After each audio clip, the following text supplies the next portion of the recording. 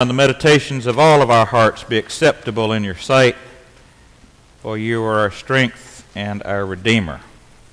Amen.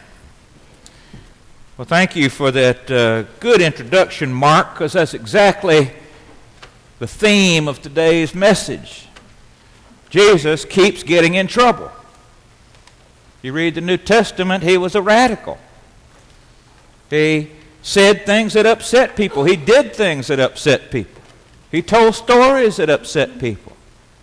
He says at one point, I've come to set 2 against 3 and 3 against 2. This is a good example today. It was the Sabbath, that's Saturday. Actually, it's Friday night to Saturday evening period of time for the Jews. It's one of the 10 Commandments. Remember the Sabbath day and keep it holy. It's one of the central beliefs and practices of the Jewish people, that you try to do as little work as possible on the Sabbath. It's one of the things that distinguishes you from all the other people of the earth.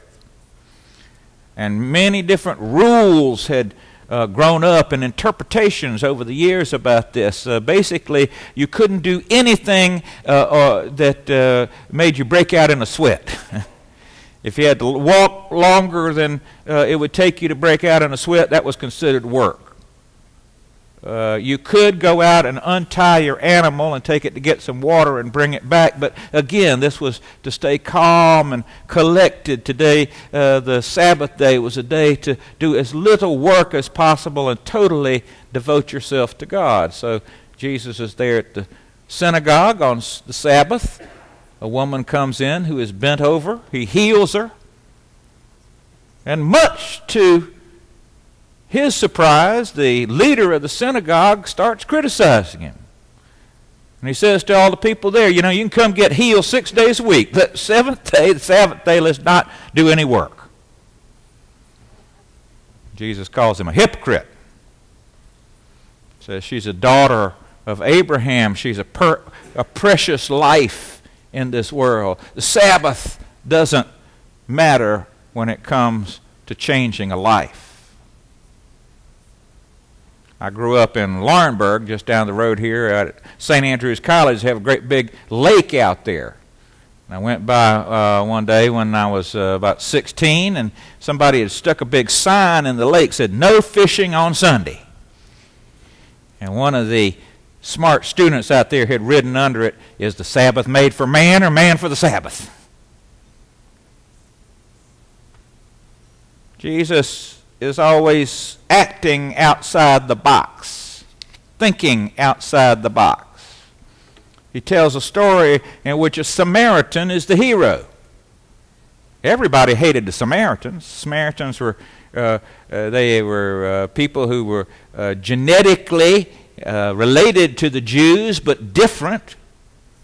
They had been in all kind of fights with them. They didn't believe in worshiping in Jerusalem. They had all kind of strange beliefs. They were considered kind of half-breeds.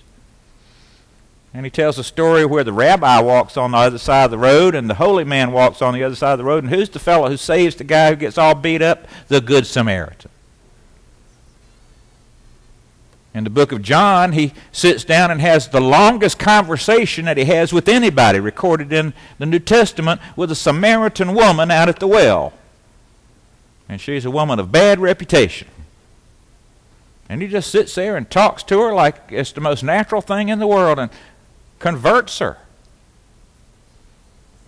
He's got women that follow him around. He's got women who are friends. He stays in Mary and Martha's house when he goes to Bethany, and that scandalizes people. He eats and drinks with drunkards and sinners. He goes to where the people are who are rejected by society. He touches a leper. He's always breaking out of the box. The one thing that everybody in his day agreed on, is they all hated the Romans. Romans were terrible. Romans had come in and conquered their country and were an oppressive foreign power and passed all these rules. And Jesus says, if a Roman makes you carry his coat for a mile, carry it for 2 miles. If he strikes you on one cheek, turn the other. always outside the box. How are we to live this radical, right now theology in our day? Charles Mercer, great friend of mine and mentor, said he used to go he had a place up at Lake Junaluska, had up there for years and years, and said he would go up there in the 1960s. Some of the roads in the mountains still weren't paved. They were muddy tracks, and he said the mud would get really wet and deep, and then the sun would come out and bake the roads hard, and a lot of these tracks would turn into ruts that would go up the whole mountain. He said if your car got stuck in one, you never got out of it. Said he went up to a road to visit a friend, and there was a sign out by the road that says, pick your rut carefully, you'll be in it for a while. That's like us, isn't it? How do we break out of the box? Break out of the rules, break out of the assumptions to touch new lives? Well, we've got to be animated. We've got to be filled with love. We've got to believe that the good news really is good news. That's the first thing. Jesus says, don't be afraid, little flock. He says, I'll give you all that you need. Just step out in faith.